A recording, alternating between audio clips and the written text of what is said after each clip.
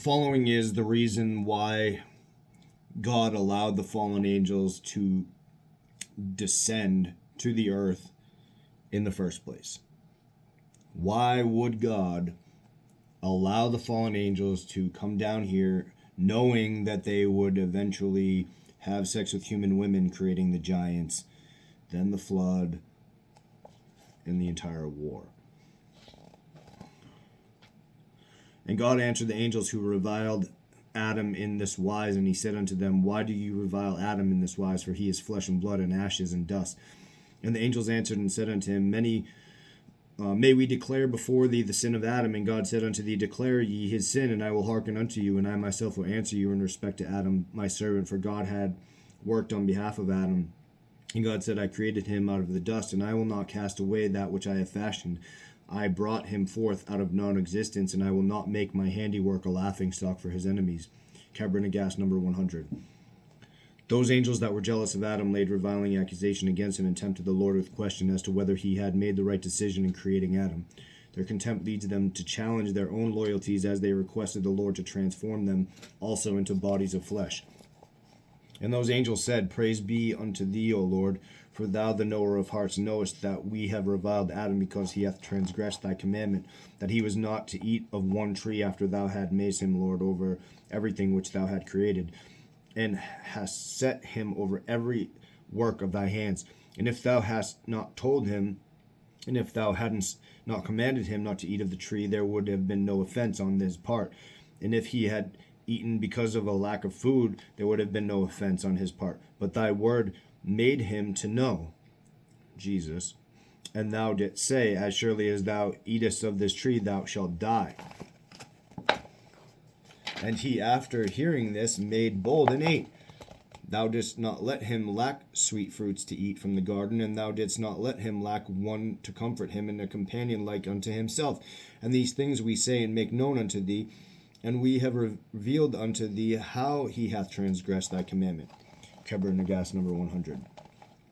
The Lord defended Adam and Eve and addressed the envy of the watchers by declaring that he created them, the watchers, out of air and fire to be angels and with purpose only to serve him. He said that should he have created them from the four elements, they would have transgressed even worse than that of Adam and Eve. Declaring their superior nature, they accept the challenge and implore the Lord to allow their transformation into bodies of flesh. Before transforming them, however, he gave them fair warning to remain true and not to go down the way of evil in embracing flesh form. Should they go the route of Lucifer and ditch all faith and goodness, they too would suffer the wrath of those who had been in their first estate. He wanted the watchers to know that given free will, they too could and would place their own souls at risk for condemnation in following the path of those angels that rebelled with Lucifer in his attempt to assert his own throne above the glory of God. Only in understanding the consequences of their decisions would the Lord allow their descent to the earth. And the merciful one and the lover of mercy answered them on behalf of Adam, and he said unto them, You have I created out of fire and air, with the one intent, that ye should praise me. Him have I created of twice as many elements as you, of dust, water, wind, and fire, and he became a being of flesh and blood.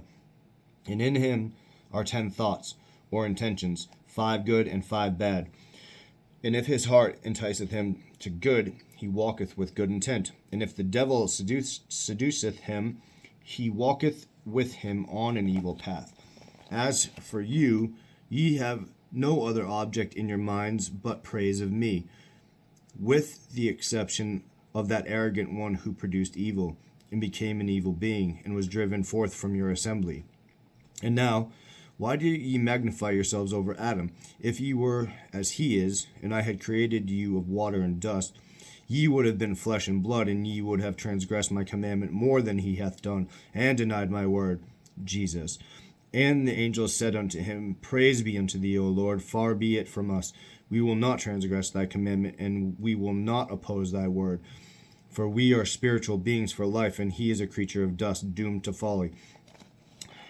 And now try us well, and put us to the test, so that thou mayest know whether we are able to keep thy word. And when they had vaunted themselves in this manner, God, the lover of men, said unto them, If now ye go astray as far as this in transgressing my word, the wrong will be upon your own heads. For Jahan, or hell, and fire, and sulfur, and fervent heat, and whirlwind shall be your habitation until the great day. Ye shall be kept in chains, which can never be loosened nor broken forever. But if ye keep truly my word, and you do my commandment, ye shall sit upon my right hand and upon my left. For everyone who hath conquered is mighty, and he who is conquered shall be overpowered. Now Satan hath no power whatsoever, for he hath only what he maketh to germinate in the mind. And he cannot grasp firmly, and he cannot perform anything, and he cannot beat, and he cannot drag, and he cannot seize, and he cannot fight. He can only make thoughts to germinate silently in the mind. And him who is caught by the evil mind he prepareth for destruction. And if a man hath conquered the evil mind, he findeth grace, and hath a reward which is everlasting. And to you, according to what ye wish, there shall be upon you the mind of a man and the body of a man.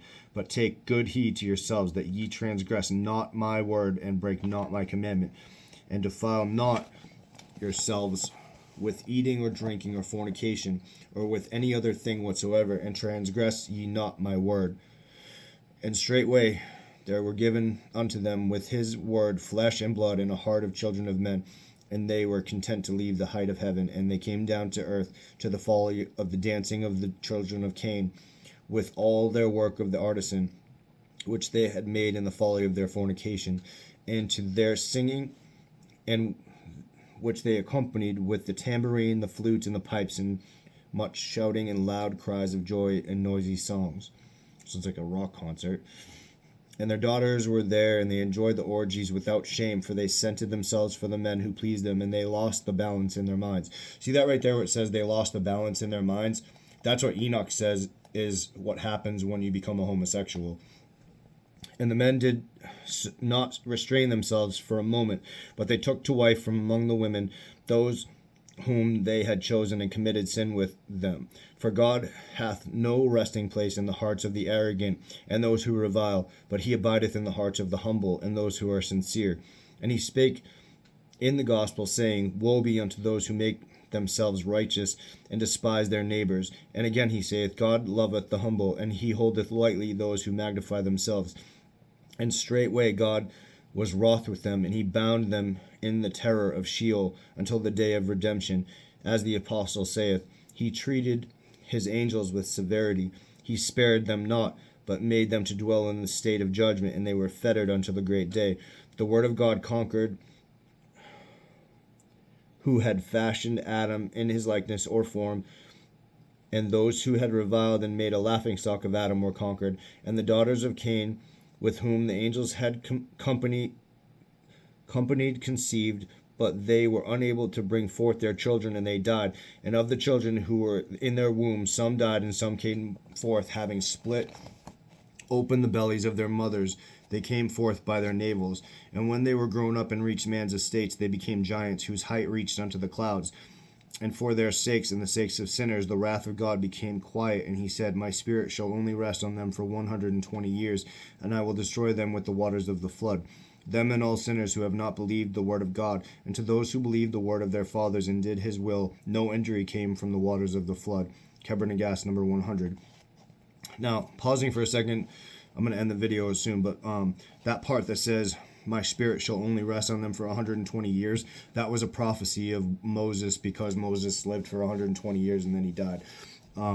Also, the part where it says, whose height reached unto the clouds, Og of Bashan, the last of the Rephaim, the last of the giants, which is in this book right here, tells you all about Og of Bashan. It says that originally that he could drink from the clouds. In this, he tells Noah that he used to be able to drink from the clouds, but now he's shrinking. So what I just read was from the Sons of God, and it corroborates in this book. Both are from Sacred Word Publishing. So if you want to check those out, I hope you guys have a good night, and God bless. Take care.